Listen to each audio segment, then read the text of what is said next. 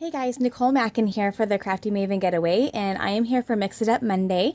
And today I'm going to do a fun project that I like to do every year, and I do it often throughout the year because I make these for my shop. I own a business that sells handmade crafty items in a brick and mortar, which is it's actually also a coffee shop, and so I like to make things here and there for that shop. And one of the things that I make are magnets, and this is a great way to use up scrapbook supplies, especially paper, especially leftover scrap paper, because you can literally make a magnet from like a 2 by 2 inch piece of paper. So this is a great way to use your old scraps, a great way to use especially smaller patterns are usually ideal for this project, and so 6x6 pads are a great thing for this project. And so I have pulled out my Christmas 6x6 pads because they're going to have, you know, the really fun designs on a smaller scale, so they're going to show up better in the magnet. And you can use these for your fridge. You can use them for, you know, magnetic boards that you have in your office. You can, like I said, I put them together in sets and I sell them. And so today I'm going to show you how to use your scrapbook supplies with a couple other supplies and make these fun magnets. So first of all, like I said, you need just different pattern papers. Again, great way to pull out your scrap bin. That's what I usually do, but since I'm doing Christmas specific ones, I'm going to use my Christmas 6x6 paper pads for these. And I have a whole bunch of those. Then you can get these are like the mosaic gems, like glass gems, they're usually in the area with like plants. I get these from Hobby Lobby generally, but I think I found some at maybe one of the dollar stores recently.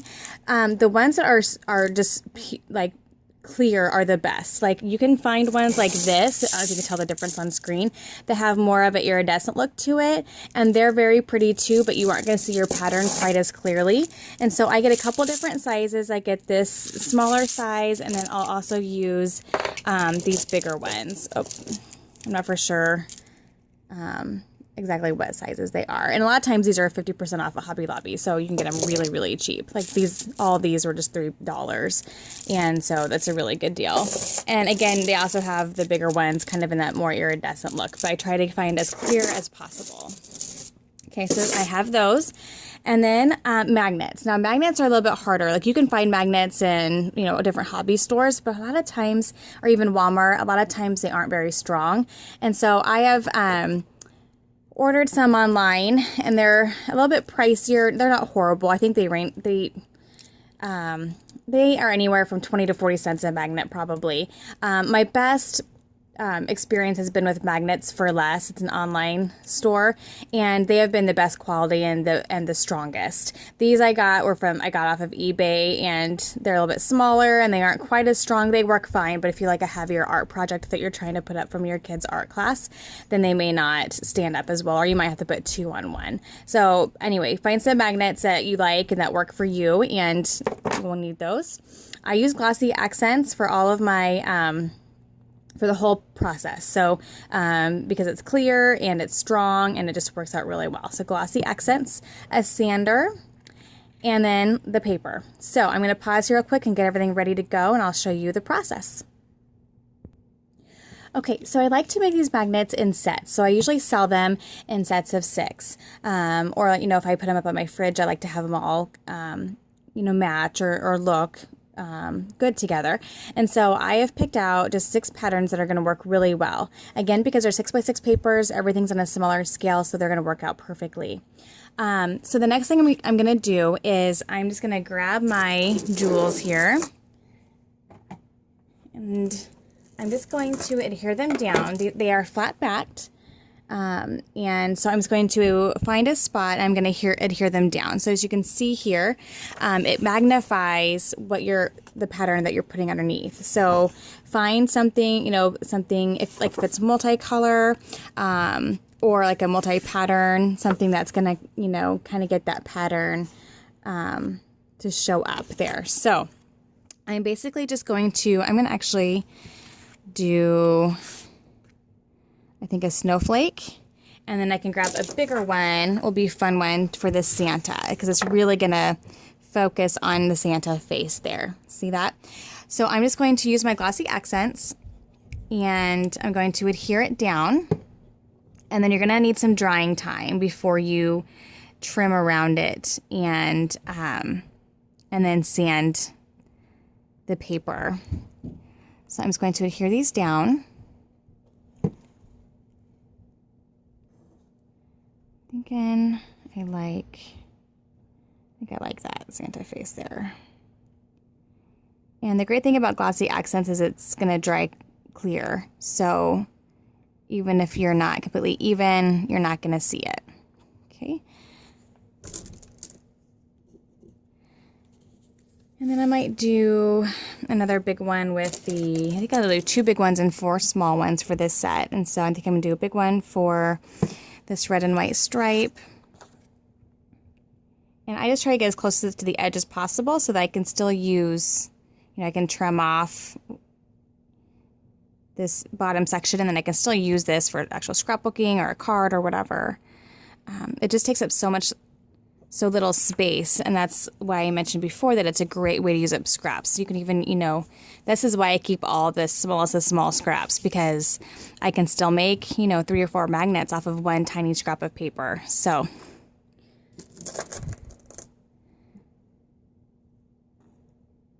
okay, then I'm going to highlight this ornament.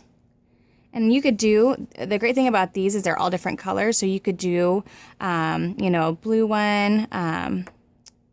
If you're doing it as a set, you could do, a lot of times I'll have 3 or 4 jewels or gems going on one piece of paper. So I'll do a blue one and I'll do a red one and, one of the bright green ones. And so you could do multiple magnets just on one pattern, just focusing on the different individual parts of the pattern.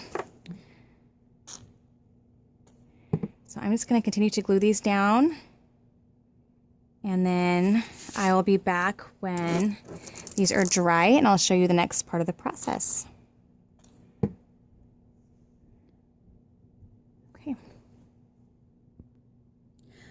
Okay, so the next step then is once they're dry, and mine aren't completely dry, but they're just about there, is I'm just going to go and just cut it out, just using the gem as the guide, and I can trim it a little bit more once I got it out of the paper. It'll be easier to work with that way. And I'm just going to trim just so you can't see it from the front. I don't really care so much about the back, but the front you don't want to see, edges of paper coming out. So there's my magnet. Isn't that cute? So then the next step is I'm going to turn it around, and to give it a more finished look, since I am selling these, I'm going to put on some glossy accents, and I'm just going to spread it around. You can use a brush, or I'm just going to use my finger today, and I'll give it a more finished look on the back.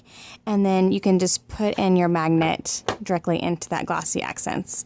I have found that for the most part, this glossy accents is definitely strong enough to keep the magnet attached to the gem.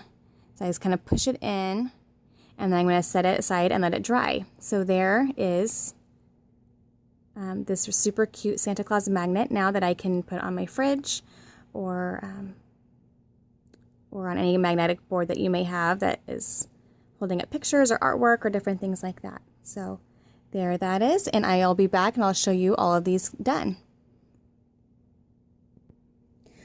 All right, so there is my finished magnet set. How cute are they?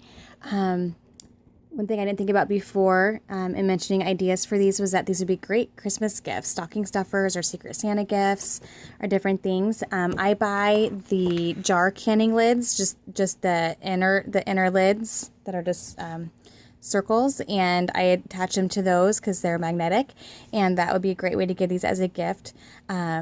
And just think of all the possibilities you could do with these. You could do glitter paper, you could do, which I've done before, and that they turn out really, really cute. You really can see the glitter through the gems. You could do all kinds of designs. You could do chevron paper. I mean, you could do so many different fun, trendy designs because you're just using your scrapbook supplies that are already in your stash that you've already purchased because you love those designs. And so there's so many fun possibilities with these, and you can switch them out and and do them for holidays. I have Halloween ones, I have Valentine's Day ones, just using those papers that I already have in my stash. So there they are. If you have any questions, let me know. Otherwise, I hope that you enjoyed seeing something a little bit different, but just another fun way to use your scrapbook supplies. Thank you so much for watching the Crafty Maven Getaway YouTube channel. Again, this is Nicmackin. Feel free to check out my channel for other videos on scrapbooking and process videos and using kits and different things. And happy scrapping and happy crafting. Bye-bye.